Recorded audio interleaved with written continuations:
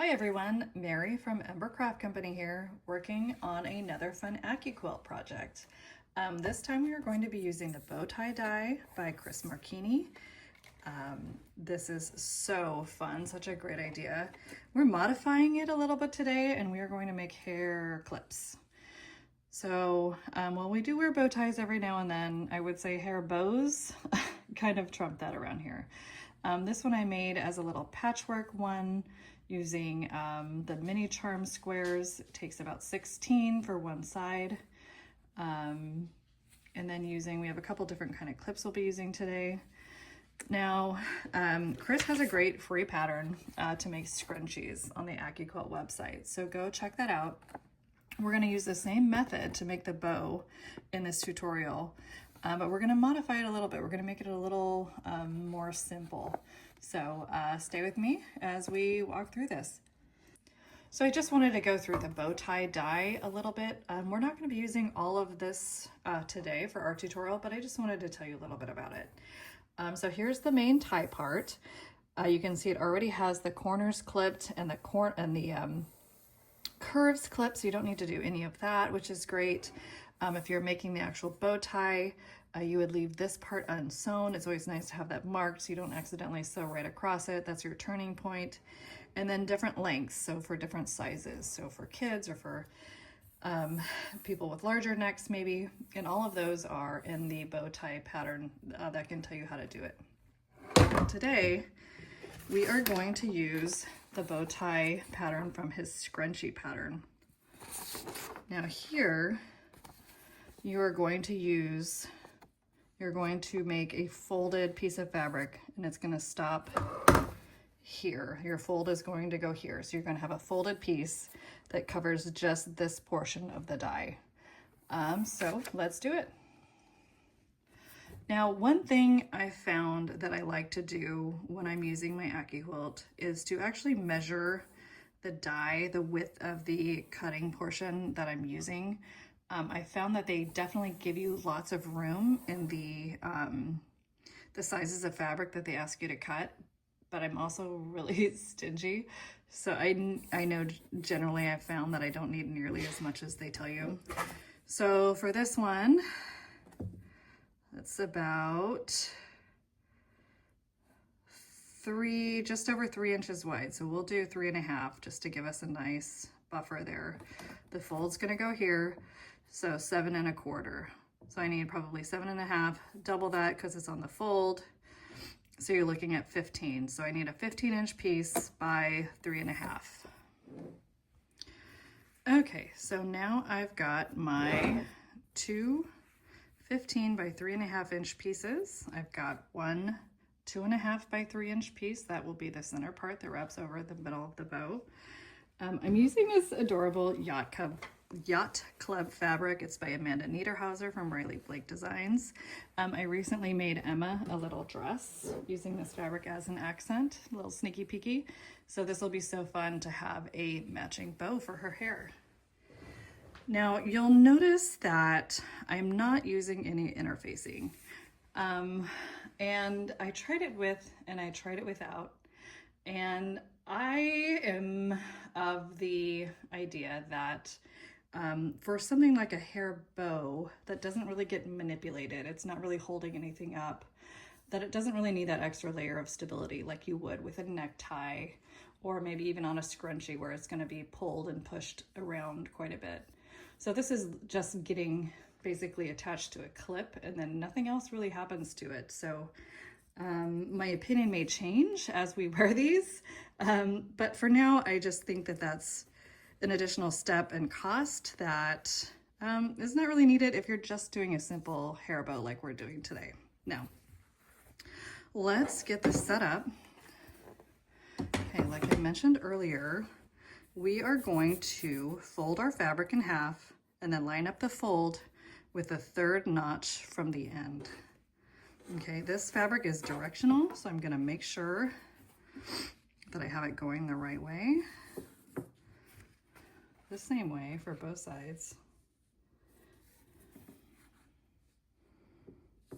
Okay, now let's line these up with the third notch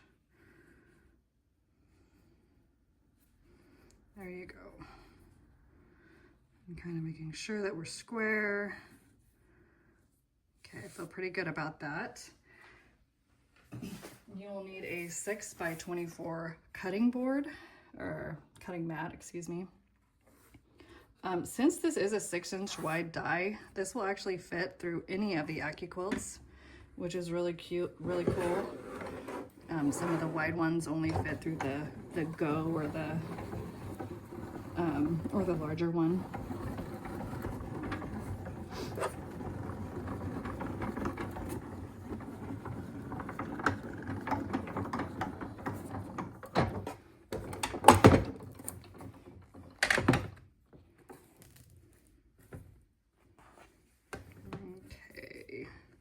It's always fun taking these apart. I love it. Okay, so now you can see we've got our 2 pieces cut. It makes a shape like this. And a second one like this. So now we are going to sew these right side together with a 1/4 inch seam allowance. We are going to leave a little opening for the turn right here in the middle. And I will be showing you that here in just a second. Okay, so we are going to match these 2 pieces up right sides together. I'm going to pop a couple pins in there just to keep it together.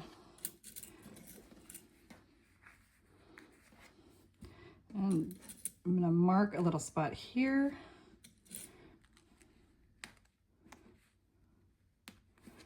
And then another one here, reminding me to leave a spot to turn. So I'll start at this spot.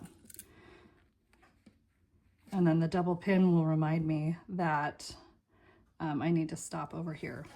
Now we are also going to be sewing the 3 by 2.5 piece long sides together with a 1/4 inch seam allowance. So I will pin that and this will be ready to go. Now I'll also be using a coordinating thread to sew these together. I will be top stitching around this to close the opening, so I want it to be as close as I can. It's not quite the same color, but it'll work. This is Aurifil 50 weight thread in color 2230. All right, we will start with the centerpiece first. You are just going to sew down the long edge with a 1/4 inch seam allowance, making sure to backstitch at the beginning and the end.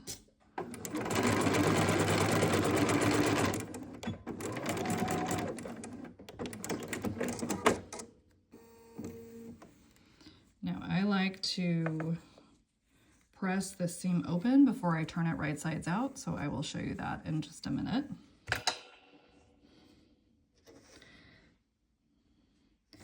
And now onto the bow tie. So just a reminder, these corners are still clipped, are already clipped for you.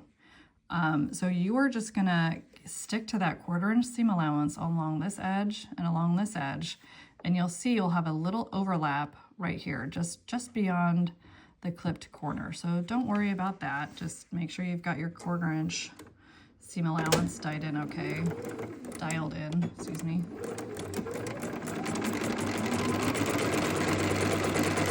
Off. I like to back stitch just to reinforce that corner. You're going to be pushing on it a little to make sure it's fully pressed out once we get this sewn.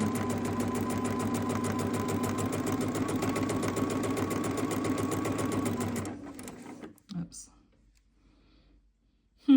I did not start where I said I was going to start, did I? Let's just back stitch here. We'll cut our thread. And then we'll start back over here, making sure we give ourselves that little room to turn.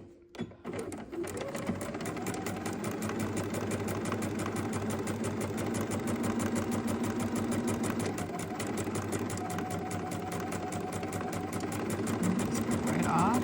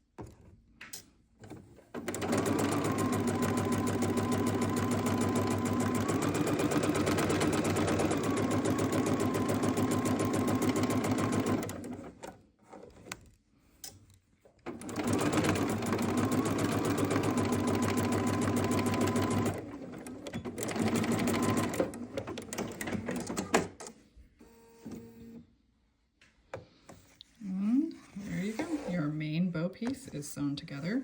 Now we are going to flip this right side out and press it. Now this looks like it would be hard to flip right side out. You've got kind of this long narrow piece here. And actually kudos to Chris for showing me this on his video. If you go to the AccuQuilt website on the die page where you can buy it, there is a short video showing you how to use it. So he starts from the end and uses his turning tool to kind of press this. Let's start it with my fingers. So he just kind of slides the rest of it up over. Like this really blew my mind when I saw him do it. Where's my opening? Oh, over here.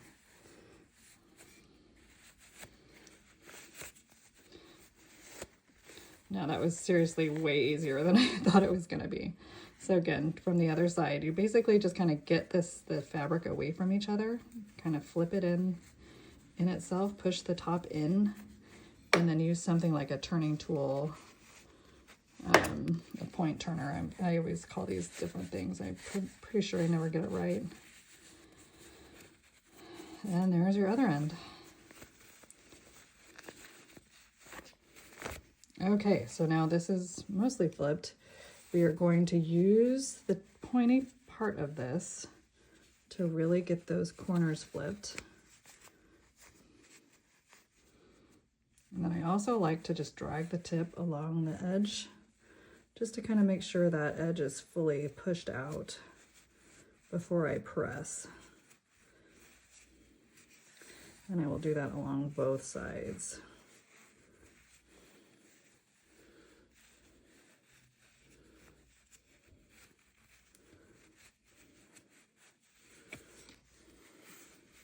There you go, there's one side, and we'll repeat with the next side.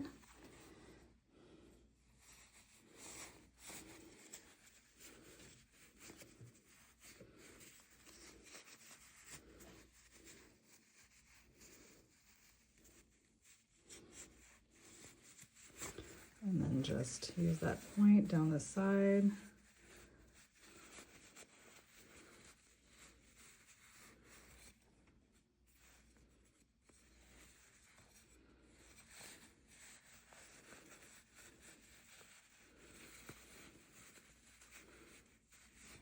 Okay. All right. So now we will take this to the ironing board. We are going to tuck the little edges inside and pin those closed. I will be right back. Okay, we've got this all pressed out. I've got the edges of the hole tucked in. We will go ahead and pin those. And we will top stitch around the bow about 1/8 of an inch from the edge. You could hand stitch this closed if you don't want to see it. About this much of the center will be covered. So just keep that in mind as you're making this. Now here is the little centerpiece. I folded that seam open, and now this is actually harder to turn than the bow part, but you're just gonna carefully turn this right side out. I found it's easiest to use like a little chopstick to kind of push it through.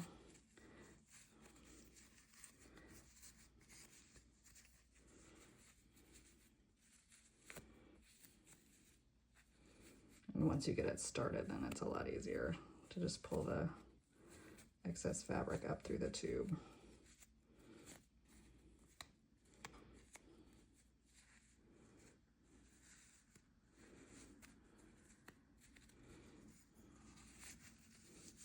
There we go.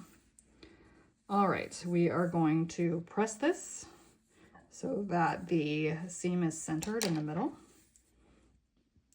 And now we are going to sew this end to end, right sides together along the short raw ends with a 1/4 inch seam allowance.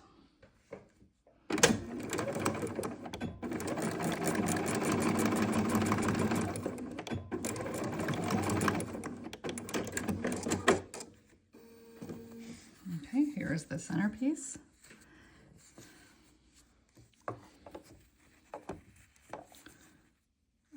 You can press press this open if you choose, but you're going to flip it so that the right side is out and that seam will be hidden underneath the bow.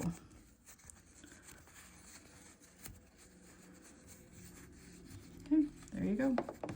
Your centerpiece is all done. All right, now to top stitch the bow. I like to increase my stitch length to about 3 millimeters when I'm top stitching. It seems like I get a nicer result that way. And starting and stopping about where that centerpiece will be so that it's hidden.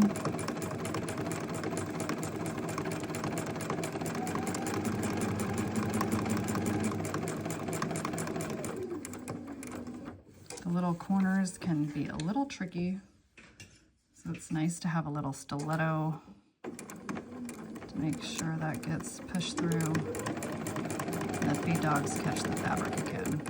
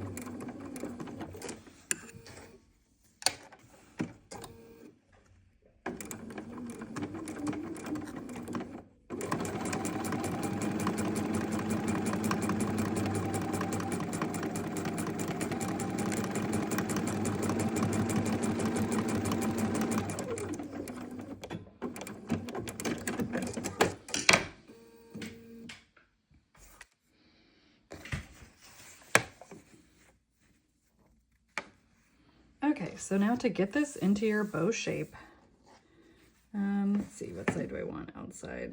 Probably the other one. Okay, so you're going to fold one side over like this, and the other side over like this. You might have to kind of tweak it a little. Looks like I didn't quite sew it perfectly. Okay. And then you are going to take your little loop. Let's see. Yeah, kind of like this side best. You're gonna fold one edge of that bow really tight, and I promise this fits, okay? You're going to kind of make it pull through. You should be just able to get to the end of the bow and pull it through the little loop. Okay, here we go. Now you can kind of pick what side you prefer. I think I like both ends and kind of enclosed like this side is. So we're gonna do that. All right, so the bow part is finished. Now you have two kind of clips that you'll see at the craft store that are readily available. These alligator clips are super easy. These are, I think, 2 1/4 inch. Yeah, about 2 1/4 inch. So for these, literally, they're long enough that you can just slide it through, and then it'll still, there's enough to grip in the hair. This is also a great choice for a little boy's bow tie. You can just slide it right through. So you would want to probably glue this to the clip if you're going to be using it as an actual bow tie. But you can really easily just slide it in there over the button, and it's ready to go. Now the other clips that we like are these hair clips with the little push sides. So you push the side open, it looks like that. You can actually pull this little centerpiece out. It's the kind of spring that holds it tight to the hair. Okay, you're gonna slide this through. Okay, and then replace that spring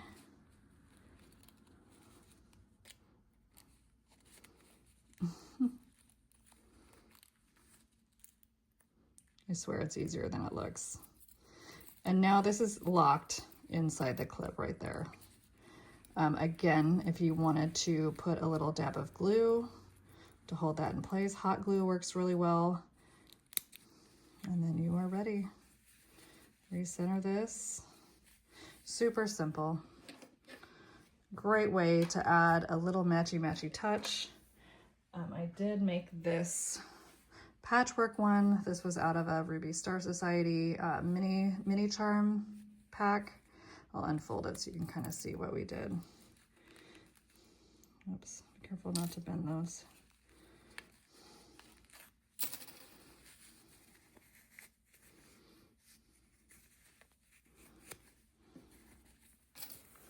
So we use 16 mini charms for this.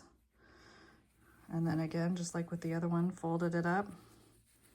I used some black coordinating fabric for the back. I could have used more patchwork for the back, but I didn't want a ton of bulk.